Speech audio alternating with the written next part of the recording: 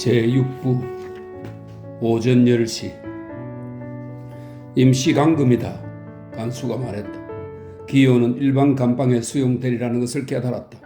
감방문을 들어서자 주위를 살펴볼 겨를도 없이 코를 찌르는 악취에 그만 정신이 아찔해졌다.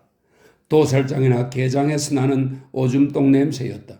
그가 방금 넘어선 문은 지금까지 걸어온 복도와 통하고 있었다. 왼쪽이나 오른쪽이나 천정이나 모두 굵은 나무 창살이 박혀 있었다. 그 동물원 같은 나무 우리 안에 사람들이 있었다. 복도 한복판에 놓인 자그마한 테이블에 간수가 앉아 있었고 테이블 위에는 채찍이 놓여 있었다.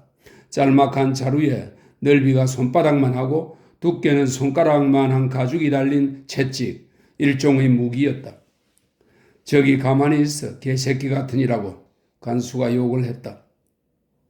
이미 어둠에 익숙한 간수가 그 속에서 기호의 인상을 기록하고 있었다. 기호는 아직도 머리가 지끈지끈했다. 꼼짝 않고 있으니 사뭇 머리가 빠개질 것만 같았다. 그는 창살에 등을 기댔다. 안녕하시오. 바로 뒤에서 누가 소리쳤다. 앵무새처럼 불안한 목소리였지만 사람의 목소리임은 틀림없었다. 너무 어둑어둑해서 통 상대방의 얼굴을 알아볼 수가 없었다. 다만 창살을 꽉 쥐고 있는 큼직한 손가락들이 보일 뿐. 그것도 기호 자신의 목에서 얼마 안 떨어진 곳이었다. 뒤를 돌아보니 칸막이 침대에 누워있거나 서있는 녀석들이 긴 그림자로 뒤얽혀 우글거리고 있었다. 역시 인간들, 벌레처럼 들끓는 인간들이었다. 차츰 안녕하게 되겠지. 기호는 슬그머니 물러나며 대답했다. 이 우라질 새끼, 주둥아리 달아나기 전에 썩 닥치지 못해? 간수가 고함쳤다. 기호는 벌써 여러 차례 임시감금이라는 말을 들어왔다. 그러니 이곳에 오래 두지 않으리라는 것을 알 수 있었다. 그는 욕은 되도록 듣지 않기로 결심했다. 참을 수 있는 한 꾹 참기로 한 것이다. 중요한 것은 여기서 빨리 나가는 것이고 다시 투쟁을 계속하는 것이다. 그러면서도 구역질이 나도록 모욕감이 치미는 것은 어쩔 수 없었다. 자기를 지배하는 사람 앞에서 누구나 느끼지 않을 수 없는 모욕감이었다. 채찍을 든 이 더러운 그림자에 대해서 손 하나 까딱할 수 없는 자신. 이미 자기 자신을 상실하고 있었다. 안녕하시오. 그 목소리가 소리쳤다. 간수가 감방문을 열었다. 다행히 왼쪽 감방이었다. 기호는 그 외양간 같은 울 안으로 들어갔다. 맨 안쪽 구석에 칸막이 침대가 있고 그 위에 한 사내가 누워 있었다. 문이 다시 닫혔다. 정치범인가? 사내가 물었다. 그렇소. 당신은? 난 아니야. 재정치하에서는 관원이었지. 기호는 차츰 어둠에 눈이 익숙해지기 시작했다. 과연 그것은 늙은 사람이었다. 납작한 코에 빈약한 수염과 뾰족한 두 귀, 영락없이 늙은 흰 고양이 같았다. 난 계집을 매매하지. 장사가 잘 될 때는 경찰에 돈을 쥐어주고 그렇게 하면 경찰도 날 묵인해 주거든. 일이 잘 안 될 때는 내가 돈을 아끼는 줄 알고 경찰이 쳐넣기도 하지. 그러나 일이 잘 안 될 때는 밖에서 굶어 죽는 이보다 감옥에서 먹여 살려주는 편이 오히려 나아. 여기서? 사람이란 꼭 익숙해지는 법이지. 밖에서 살아봤자 그다지 좋을 것도 없단 말이야. 더구나 나처럼 늙어 빠져 기력도 없을 때는. 어째서 당신은 딴 죄수와 같이 있지 않소? 저 입구에 있는 서기에게 이따금 돈을 쥐어주거든. 덕분에 여기 들어올 때마다 나는 임시감금자 취급이지. 간수가 식사를 가져왔다. 창살 사이로 작은 그릇 2개를 밀어 넣었다. 진흙빛 죽이 가득 들어있었다. 김이 무럭무럭 오르는 그 죽은 감방 공기와 다름없는 악취를 품기고 있었다. 간수가 그 걸쭉한 죽을 냄비에서 국자로 하나씩 떠가지고 작은 그릇에 담았다. 그때마다 죽은 철퍽 소리를 내며 그릇에 떨어졌다. 그리고 그것을 차례차례로 다음 감방 죄수에게 넣어주고 있었다. 필요 없어. 내 목숨은 내일까지인걸. 이런 소리가 들려왔다. 내일 사형당하거든. 늙은 관리가 기호에게 설명해 주었다. 나도 내일이지만 그럼 2인분을 내게 줘. 난 오히려 배가 고픈걸. 다른 목소리가 말했다. 한 대 맞고 싶어? 간수가 소리를 질렀다. 이때 군인 한 명이 들어오더니 간수에게 뭐라고 물어보았다. 군인은 이에 오른쪽 감방으로 들어가서 몸뚱이 하나를 툭 쳤다. 움직이는군. 아직 살아있는 모양이야? 군인은 그대로 나가버렸다. 기호는 정신을 바짝 차리고 살펴보았다.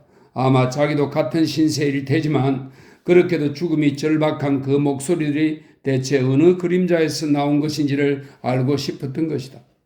아무것도 분간해낼 수가 없었다. 저 사람들은 끝내 내게는 한간 목소리로 밖에는 존재하지 않는 인간으로서 죽어갈 것이다. 먹지 않겠소? 늙은이가 물었다. 안 먹겠소. 처음에는 늘 그런 법이지. 늙은이는 기호의 그릇을 끌어갔다. 그때 간수가 들어와 그 노인을 마구 후려 갈기고는 아무 말 없이 기호의 그릇을 가지고 나가버렸다. 왜 나는 때리지 않을까요? 기호가 나지막에 물었다. 내가 잘못했으니까. 하지만 그렇지만도 않아. 당신은 정치범이고 임시감금인데다가 옷도 깨끗이 입었으니까. 당신이나 당신 가족에게서 돈을 좀 우려내자는 속셈이지. 하지만 그렇다고 반드시 때리지 않는다는 법은 좀 더 두고 보구려. 이런 소굴까지 돈이 쫓아다니는군. 기호는 문득 이런 생각을 했다. 간수들의 이런 비행에 대해 자주 듣기는 했지만 그에게는 아무래도 현실의 일처럼 느껴지지가 않았다. 동시에 그 타락이 피할 수 없는 숙명 같기도 했다. 마치 권력만 쥐면 모든 인간의 짐승과 다름없이 되는 것처럼 창살 뒤에서 우글거리는 희미한 그림자들은 어린 시절 꿈에 나타나던 거대한 갑각류나 곤충들처럼 느껴졌다. 그것들도 이미 인간은 아니었다. 더할 나위 없는 고독과 굴욕, 그것이 전부였다. 정신 차리라. 그는 불현듯 이런 생각이 들었다. 벌써 마음이 약해졌음을 스스로 느낄 수 있었기 때문이다. 만약 내가 나 자신의 죽음을 지배하지 못하게 되는 날에는 공포에 사로잡힐 것이다. 그는 주머니에서 청산가리를 꺼내 혁대 버클을 열고 그 속에 감추어 넣었다. 안녕하시오. 또다시 그 목소리가 들렸다. 작작해둬. 다른 감방의 죄수들이 일제히 고함을 지르는데도 놀라지 않았다. 창살 뒤 칸막이 침대에 누워있는 몸뚱이가 10 이상은 되어 보였다. 좀 닥치지 못하겠나? 간수가 소리를 질렀다. 안녕하시오. 간수가 후닥닥 일어섰다. 농담인가요? 아니면 고집을 부리는 건가요? 기호는 나지막에 물어보았다. 그 어느 편도 아니요. 미친 사람이죠. 관리가 대답했다. 그런데 어째서? 기호는 묻는 것을 그만두었다. 노인이 방금 귀를 틀어막았기 때문이다. 날카롭고도 거친 비명이 고통과 공포가 한데 뒤섞인 고함 소리가 어둑어둑한 감옥을 온통 뒤흔들었다. 기호가 관리를 물끄러미 바라보고 있는 동안 간수가 채찍을 들고 저편 감방으로 들어갔던 것이다. 또 한 번 똑같은 비명이 들렸다. 기호는 미처 귀도 틀어막지 못했다. 두 창살을 움켜쥐고는 또 한 번 들려올 고함 소리를 손톱 밑까지 전율을 느끼게 하는 그 몸서리라는 비명을 기다리고 있었다. 이번에는 좀 혼을 내주시오. 다시는 떠들지 못하도록. 이런 소리가 들려왔다. 잠 좀 자게 조용히 좀 해라. 네대명이 일제히 소리쳤다. 관리는 아직도 귀를 틀어막은 채 기호 쪽으로 몸을 돌렸다. 일주일 동안 11번은 때리는 모양이요. 난 여기 온 지 이틀밖에 안 되었지만 벌써 4번째 맞으니까. 아무래도 저 소리가 아주 안 들리지는 않지. 그래도 눈까지 감아버릴 수는 없으니까 이렇게 맞는 걸 바라보고 있으면 그것만으로도 좀 도와주는 듯한 기분이 들거든. 기호 역시 그쪽을 바라보고 있었다. 그러나 거의 아무것도 보이지 않았다. 이건 동정에서일까? 아니면 잔인성에서일까? 이런 생각을 하자 자기 자신이 끔찍스러워졌다. 저마다 자기 속에 가장 비루하고도 가장 유혹당하기 쉬운 호기심을 숨겨가지고 있게 마련이다. 그것이 지금 어쩔 수 없는 야성적인 힘으로 발동하고 있는 것이다. 기호는 모든 관념을 총동원해가지고 그 비루한 인간 본능과 싸우고 있는 중이었다. 이때 기호는 문득 어쩌다 우연히 보게 된 고문당한 육체의 환상으로부터 도망치려고 그렇게 애썼던 것을 기억했다. 그럴 때마다 문자 그대로 그 광경에서 억지로 자기를 빼내야만 했던 것이다. 목소리를 들어보니 그 미치광이는 늙은 사람 같았다. 악인도 아닌 미친 사람을 그렇게 후려갈기는 것을 눈앞에서 빤히 바라볼 뿐만 아니라 그 고문을 시인할 수 있다는 사실에 항크 위에서 체인의 고백을 듣고 그와 똑같은 전율을 느꼈던 일이 생각났다. 그날 밤 체인이 무능한 놈들이 하고 고백하던 때의 전율을 카토프에게 이런 얘기를 들은 적도 있었다. 즉 의과대학생이 처음으로 복부 절개 수술을 견학할 때 살아있는 내부 기관들이 눈앞에 드러나는 순간 얼마나 마음을 단단히 가져야 하는가를. 공포와는 전혀 다르지만 그와 똑같이 온몸이 마비되는 듯한 전율이었다. 자신의 영혼이 그것을 판단하기도 전에 엄습하는 한가할 수도 없는 전율이었다. 기호는 그것으로 나가 뻗을 정도로 아찔해짐을 느끼고 있었던 만큼 더욱 정신을 수습할 수 없는 것이었다. 그러나 아직 같은 감방의 관리만큼은 어둠에 익숙지 못했기 때문에 다만 번쩍거리는 가죽 책찍이 눈에 띌 뿐이었다. 그 가죽 책찍이 흡사 갈고리로 찍어당기듯이 쓰러진 몸뚱이에서 비명을 끌어내고 있었다. 채찍질이 시작되었을 때부터 그는 꼼짝 못하고 서 있었다. 손을 얼굴 높이로 들어 창살을 꽉 붙든 채 있었다. 간수, 기호는 참다 못해 버럭 소리를 질렀다. 한 대 얻어맞고 싶어? 당신에게 꼭 할 말이 있어. 그래? 간수가 성이 나서 문을 닫고 큼직한 빗장을 걸고 있는 동안 그 감방에 있던 죄수들은 몸을 뒤틀며 떠들어댔다.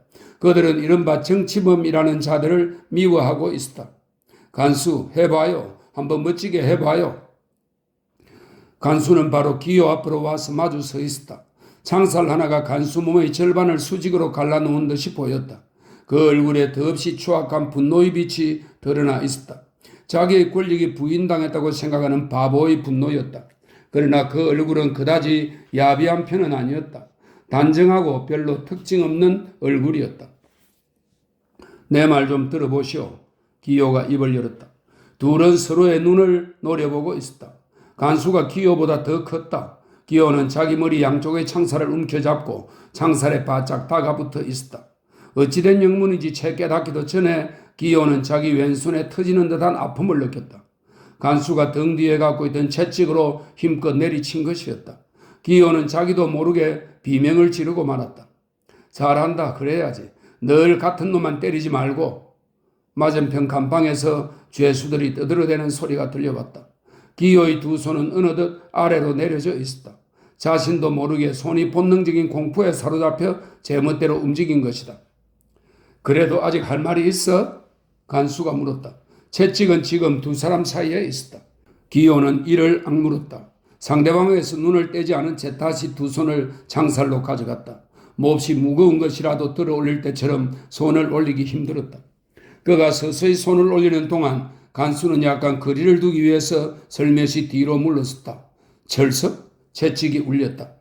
이번에는 빗나가 창살을 후려쳤다. 근육의 반사작용이 기호 자신의 의지보다 강했다. 그는 손을 뒤로 움츠린 것이다. 그러나 재빨리 다시 손을 내밀었다. 너무 긴장을 하고 잔뜩 힘을 준 나머지 어깨 죽지에 맥이 탁 풀렸다. 간수는 그의 눈초리를 보고 기호가 이번에는 어떤 일이 있더라도 손을 움츠리지 않으리라는 것을 알아차렸다. 기호의 얼굴에 침을 탁 뱉고 천천히 채찍을 들었다. 만약 앞으로 저 미친 사람을 때리지 않겠다면 여기서 나갈 때 $50를 주마. 간수는 그 말에 주저하는 기색이었다. 좋아. 이었고 간수가 대답했다. 간수는 시선을 돌렸다. 드디어 기호는 그 기절할 듯한 숨막히는 긴장에서 풀려나왔다. 손이 너무 아파서 손가락을 오므릴 수가 없었다. 그는 왼손을 오른손과 같이 어깨 높이까지 들어 올렸다. 오른손은 창살을 붙들고 있었으나 왼손은 여전히 뻗친 채로 있었다. 또 한 번 저쪽 감방에서 웃음소리가 터졌다. 내게 악수를 청하는 거냐? 간수가 역시 조롱하듯 물었다. 간수는 그 손을 덥석 쥐었다. 기호는 그 악수를 죽을 때까지 잊지 못할 것 같았다. 왼손을 거두고 칸막이 침대에 털썩 주저앉았다. 간수는 잠시 머뭇머뭇하더니 채찍의 손잡이로 뒤통수를 끌적거리고는 다시 자기 테이블로 돌아갔다. 미친 사람이 흐느껴 울고 있었다. 모든 것이 한결같이 추악하기만 한 몇 시간. 마침내 군인 몇 명이 기호를 데리러 왔다. 그는 특무대로 끌고 가려는 것이었다. 아마 죽으러 가는 길일지도 모를 일이었다.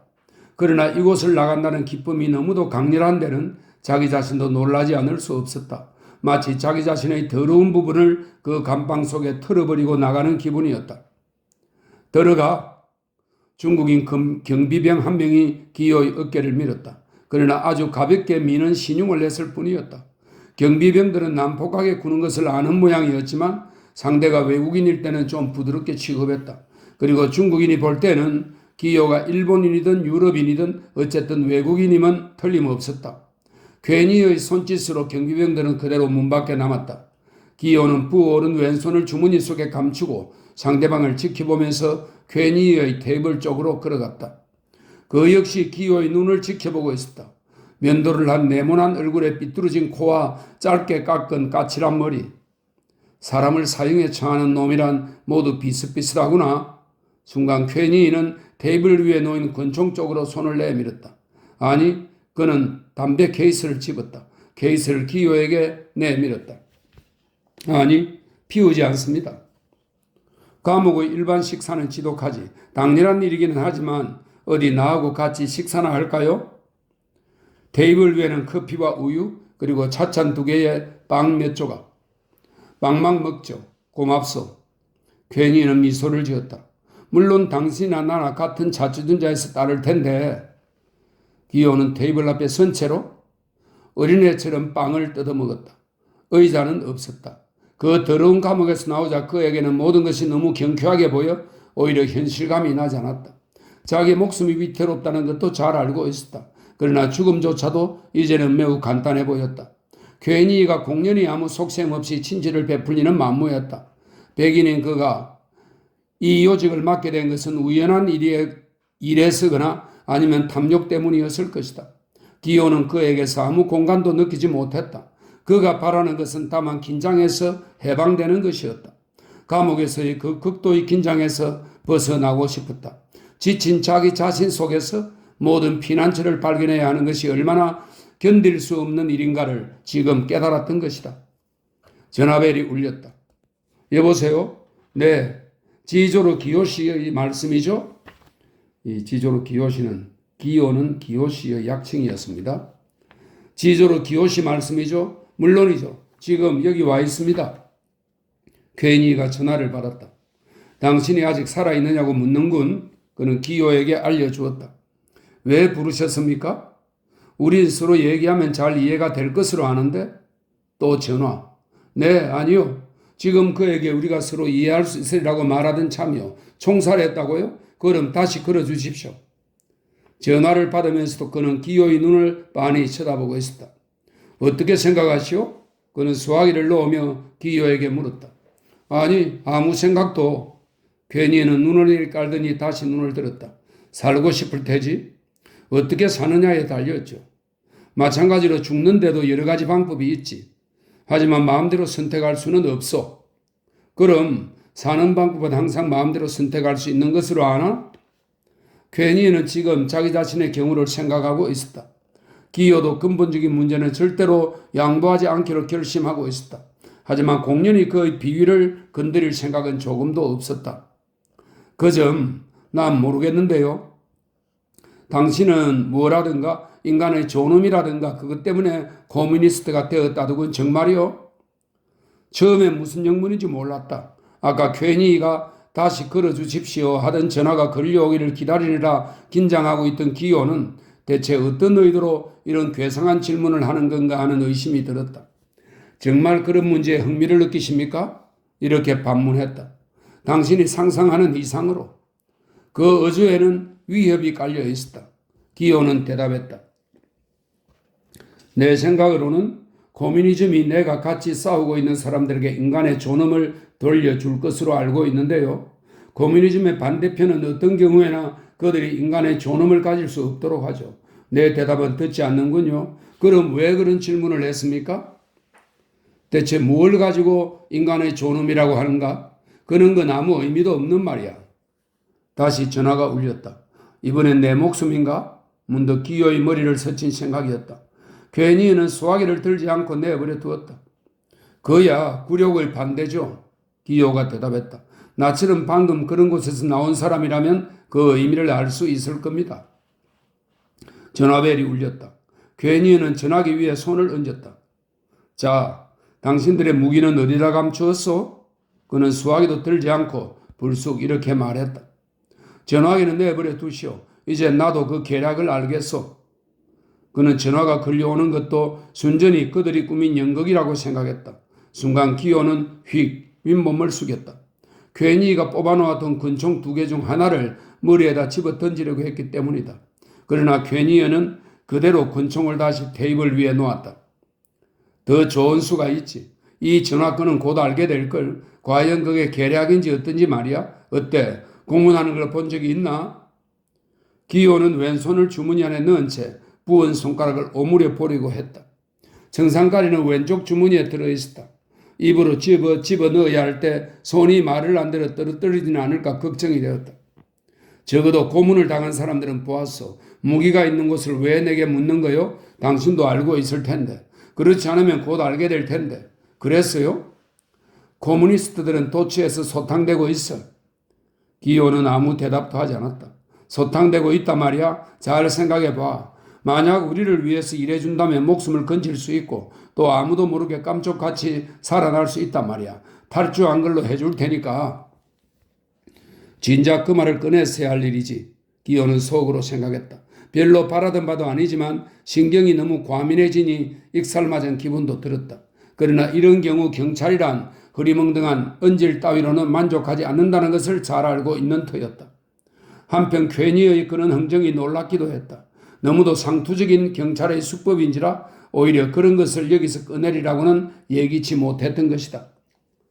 나 혼자만 그것을 알고 있을 거야. 그러면 되지 않나? 어째서 저자가 그러면 되지 않나 같은 말로 그처럼 한심을 사려 하는 건가? 기호는 이런 생각이 들었다. 난 당신에게 협력할 수는 없어. 그는 냉담한 목소리로 대답했다. 정신 차리란 말이야. 아무 죄도 없는 사람을 연함 명 잡아다가 같은 감방에 쳐넣을 수도 있거든. 그들의 운명은 당신의 태도에 달렸다고 그들에게 말해둔단 말이야. 그리고 당신이 입을 열지 않는 한 그들도 감옥에서 나올 수 없으며 따라서 그들 재간껏 방법을 취해보라고 말이야. 사형 집행인에게 목을 잘리는 것이 더 간단하겠소? 아니지. 탄원과 고문을 번갈아 하며 하는 것이 더 고통스럽거든. 적어도 아직은 겪어보지 못한 이러니 저러니 말하지 않는 게 좋을걸? 방금도 미친 사람을 고문하다시피 하는 것을 내 눈으로 보았소. 그렇다면 당신이 어떻게 혼이 날지 짐작이 가겠는걸? 알고 있어. 괜히는 기호가 그런 말을 하고 있기는 하지만 자기에게 다가오는 위험을 아직 실감하지 못하는 것으로 여겼다. 그것도 아직 젊은 탓이지. 괜히는 생각했다. 바로 2시간 전에도 그는 소련 정치 경찰을 하나 고문했다. 그런데 10분 후에 그에게 친근감을 느꼈던 것이다. 물론 그들 둘의 세계는 이미 인간 세계는 아니었지만 만약 기호가 상상력이 부족해서 닥쳐올 공포를 실감하지 못한다면 어디 좀 더 두고 보자. 어째서 내가 이 권총을 당신 얼굴에 내던지지 않았는지 이상하게 생각지 않소? 당신은 아까 더 좋은 수가 있다라고 했소. 괜히는 초인종을 눌렀다. 아마 오늘 밤쯤 그 인간의 존엄인가에 대한 당신 의견을 다시 들으러 가게 될 테지. 방 안에 들어오는 경비병들에게 그는 명령했다. 체육관 A반으로 데려가. 오후 4시. 군중들이 조개에서 철조망 쪽으로 밀려가고 있었다.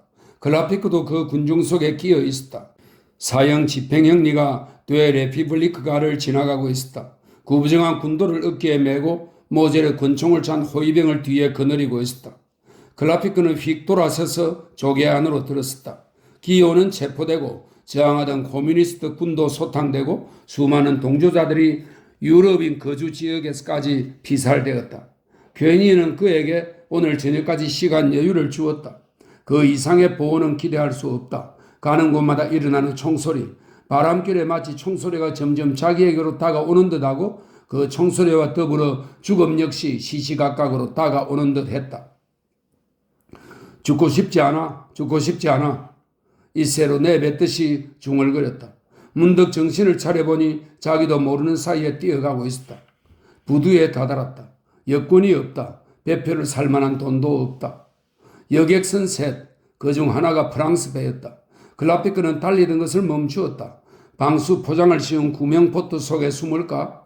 어쨌든 배에 올라타야 한다. 올라타려고 해보았자 현문에 있는 사내가 통과시켜주지 않을 것이다. 하여간 바보 같은 생각이다. 선창에 숨으면 그것도 어리석은 생각이다. 단독으로 선장을 찾아가 볼까? 평생 이런 식으로 그는 궁지를 모면해왔다. 그러나 이번엔 쉽게 되지 않으리라. 선장은 그를 코뮤니스트로 알고 성선을 거절할 것이다. 배는 2시간 후에 출범하기로 되어 있다. 선장을 방문하기에도 그다지 좋은 시간이 못 된다. 배가 바다로 나간 뒤에 배에서 발각된다면 어떻게 처리할 수도 있을 것이다. 어쨌든 배에 올라타는 것이 급선무다. 그는 배의 어느 한 구석에 숨어있는 자기를, 어느 통 속에 들어가 쭈그리고 앉아있는 자기를 상상해 보았다. 그러나 이번만은 그의 기상천외의 공상도 그를 구해주지는 않았다. 마치 어떤 미지의 신의 주선에 몸을 맡기듯이 지금 갖가지 운명을 가득 싣고 비죽비죽 늘어선 거대한 여객선들에 자기에게 너무 무관심한 나머지 자기를 정화하는 듯이 보이는 저 여객선들에게 자기의 운명을 내맡기고 있는 듯한 기분이었다. 그는 선교에 홀린 듯 그 위를 오르내리는 사람들을 멍하니 쳐다보고 있었다. 그 수많은 사람들 중에 아무도 그를 생각지 않고 그의 고통을 알아주지 않는다는 사실만으로도 그들을 모조리 죽여버리고 싶은 심정이었다. 그들은 선교를 지나갈 때 저마다 그들의 선표를 내보이고 있었다. 가짜 선표를 만들면 어리석은 수작. 모기란 놈이 따끔하게 찔렀다. 모기를 쫓다가 자기 뺨에 손이 닿았다. 벌써 수염이 자라 있었다. 떠나려면 을에 몸치장을 해야 한다는 듯이 그는 이발소에 가서 면도를 하기로 마음먹었다. 그러나 그 배에 가까운 곳에서 하기로 했다. 창고들이 늘어서 있는 저편에 술집과 골동품 상들 사이에 중국인 이발소가 하나 있었다. 이발소 주인은 초라한 카페도 경영하고 있었다. 그리고 그 두 가게는 다만 한가운데에 쳐놓은 발로 분리되어 있을 뿐이었다. 클라피크는 자기 차례를 기다리는 동안 그 발 곁에 다가앉아 줄곧 여객선의 현문을 지켜보고 있었다. 발 저편에서 사람들의 대화가 들려왔다. 벌써 3번째야. 사내의 목소리였다. 이 애들을 데리고 있으니 아무 데서도 재워두지 않지 뭐예요? 그러니 차라리 큰 호텔에 들어가 보면 어떨까요? 여자의 대답이었다. 어떤 옷차림으로? 문에 손을 대기도 전에 금줄 달린 제복의 보이들이 쫓아낼 거요. 큰 호텔에선 애들이 울어도 지장이 없을 텐데 다시 한번 아무데고 들어가 봐요. 이 애들이 주인들 눈에 띄면 당장 거절할 거야. 그래도 재워줄 만한 집은 중국인 여인숙뿐이지. 하지만 그들의 더러운 음식을 먹었다가는 애가 당장 병에 걸릴 거란 말이야. 허술한 서양식 호텔 같으면 일단 들어가기만 하면 설마 내쫓기야 하겠어요? 어쨌든 하룻밤은 지낼 수 있잖아요. 옷구르미처럼 보이도록 애를 푹 싸버릴까 봐요? 옷구르미가 우는 수가 있나? 젖꼭지를 물려놓으면 울지는 않을 거예요. 그럴듯하군. 내가 보이놈과 적당히 타협할 테니 당신은 뒤따라와서 그놈 앞을 슬쩍 지나가란 말이요. 침묵. 클라피크는 여전히 현문을 바라보고 있었다. 종이를 구기는 소리가 들렸다. 애를 이렇게 싸들고 가다니 얼마나 가슴 아픈 일인지 당신은 짐작도 못할 거예요. 이에 한평생 팔자가 드셀 징조 같은 생각이 들었어. 그리고 애가 괴로워하지는 않을지 걱정이에요. 다시 침묵. 그들이 벌써 가버린 것일까? 이발하던 손님이 의자에서 일어났다. 이발사가 클라피크에게 앉으라는 손짓을 했다. 클라피크는 여전히 여객선에서 눈을 떼지 않고 의자에 앉았다. 성강구의 사다리가 비어 있었다. 그러나 바로 클라피크의 얼굴이 비누 거품으로 덮인 순간 선원 한 명이 사다리를 올라갔다. 새 물통 2개를 아마 그가 방금 사왔을 것일 터다. 새 물통 2개를 손에 들고 비를 몇 자루 어깨에 턱 메고 올라가고 있었다. 클라피크는 그 선원이 한 단계씩 올라가는 것을 눈으로 뒤쫓고 있었다. 지금 심정 같아서는 만약 개가 되어 그 다리를 기어 올라가서 배를 타고 떠날 수만 있다면 한 마리의 개라도 되고 싶었다. 그 선원은 현문을 지키는 사내 앞을 아무 말 없이 지나쳐갔다.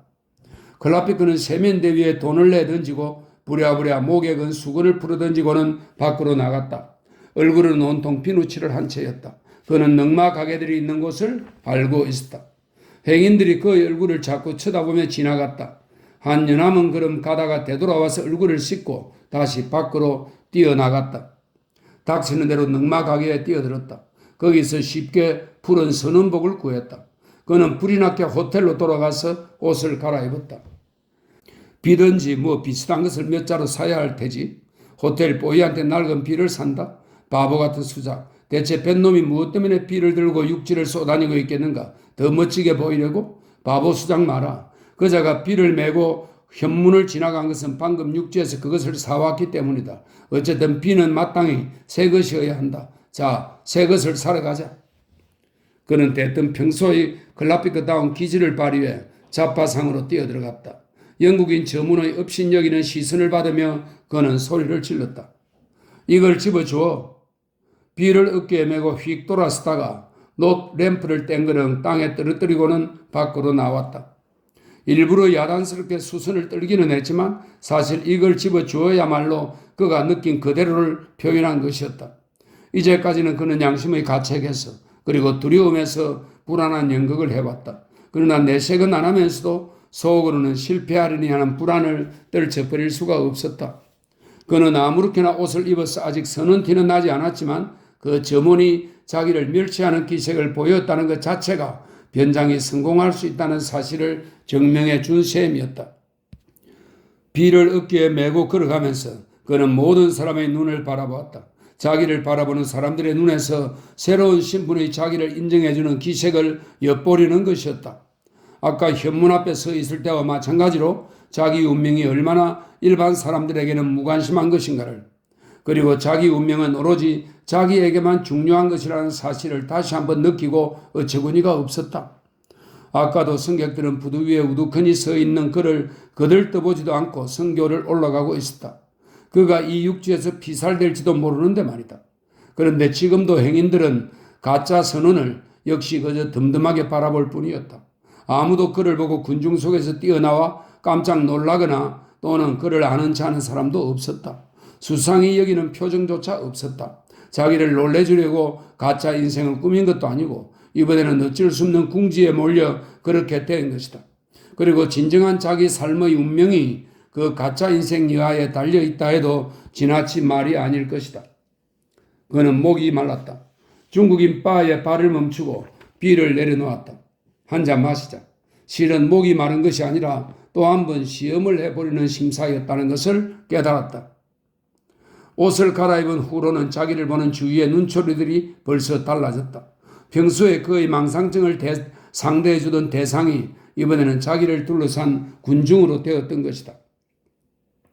그와 동시에 방어 본능에서인지 또는 쾌감에 끌려서인지 새로운 자기 신분을 자기 자신이 전적으로 받아들이는 기분에 젖어들고 있었다.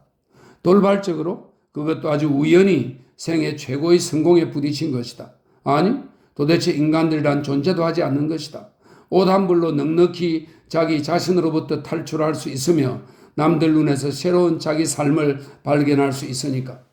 그것은 그가 처음으로 중국의 군중 속에 뛰어들었을 때 느낀 행복감, 그 낯선 느낌과 심각함에서 똑같은 것이었다. 프랑스에서는 얘기를 꾸민다는 것은 글을 쓴다는 것을 의미하고 실제로 사는 것은 아니렸다. 소총을 매듯 비를 어깨에 맨 채 성교를 올라갔다. 현문을 지키는 사람 앞을 지나갔다. 맥이 풀려 두 다리가 후들거리는 것 같았다. 어느덧 갑판 위로 나왔다. 손님들 틈에 끼어 뱃머리 쪽으로 달려갔다. 사려놓은 밧줄 위에 비를 내려놓았다. 이제는 첫 기항지까지는 아무 위험도 없을 것이다. 그래도 아직 안심하려면 멀었다. 갑판의 승객 중 머리가 땅콩처럼 생긴 러시아인 하나가 다가와서 물었다. 입에 선언이요? 그리고는 대답도 기다리지 않고 다시 물었다. 선언 생활은 재미있죠? 헤헤, 당신도 대개 짐작은 하고 있을 거요. 프랑스 사람이란 항해를 좋아한다지만 그것도 사실이죠. 말 마셔. 고급 승무원들은 귀찮게 굴지만 육지의 기업주들보다 더 하진 않아요. 잠자리는 나쁘지만 난 그놈의 그물 침대란 것이 비위에 맞지 않아서 이건 취미에 달린 문제지만 그러나 먹기는 먹어요. 그리고 이것저것 구경도 할 수 있죠. 내가 남아메리카에 갔을 때 얘긴데 선교사들이 며칠 동안 미개인들에게 짤막한 찬송가를 라틴말로 가르쳐 주더군요. 그러자 주교께서 행차하셨죠. 선교사는 박자를 쳤지만 조용했습니다. 미개인들은 존경에 질린 나머지 마비되어 버렸던 거죠. 그런데 말 마십시오. 찬송가가 저절로 들려오질 않겠소?